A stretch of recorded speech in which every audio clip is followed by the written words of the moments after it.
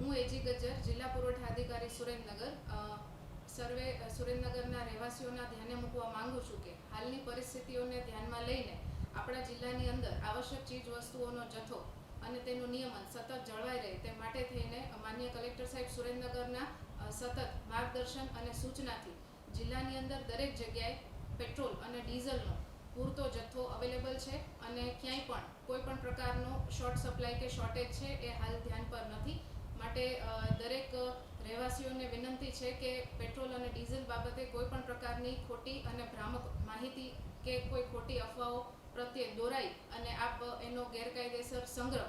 કે કોઈ પણ પ્રકારની કાળાબજારી જે છે એ કરો નહીં. સાથે જ હું આપને જણાવવા માંગુ છું કે જિલ્લાની અંદર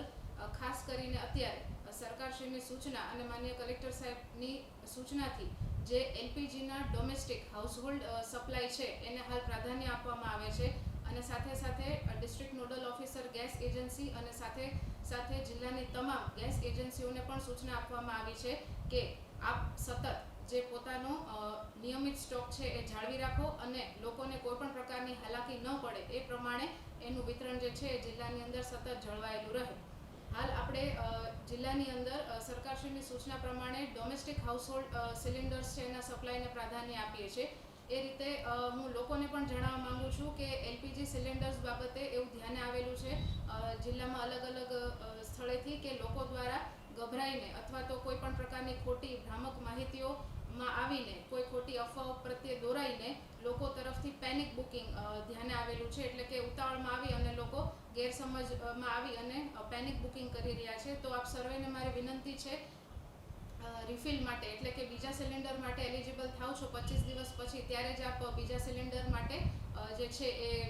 એજન્સીનો સંપર્ક કરો. ત્યાં સુધી કોઈ પણ પ્રકારની ખોટી માહિતી કે અફવાઓમાં પ્રત્યે દોરાશો નહીં. અને ખાસ કરીને જિલ્લાની તમામ ગેસ એજન્સીઝ છે એમને પણ મારી સૂચના છે કે આપ સતત આનો સ્ટોક જે છે એજન્સીમાં જળવાઈ રહે અને કોઈ પણ લોકોને કોઈ ખોટી અગવડતા કે હાલાકીનો સામનો ન કરવો પડે.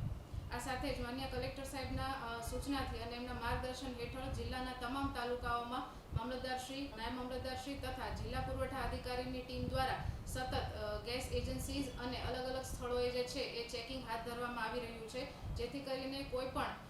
કાળાબજારી, સંગ્રહખોરી કે એવી કોઈ પણ ગેરકાયદેસર પ્રવૃત્તિ છે એ આચરે નહીં એવી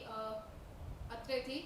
સૂચના છે. અને સાથે જ લોકોને પણ અપીલ છે કે આ સમયગાળામાં તંત્ર તરફથી જે કાંઈ પણ સૂચનાઓ આપવામાં આવે છે એમાં સાથ આપે, સહકાર આપે એવી અમારા તરફથી દરેકને અપીલ છે.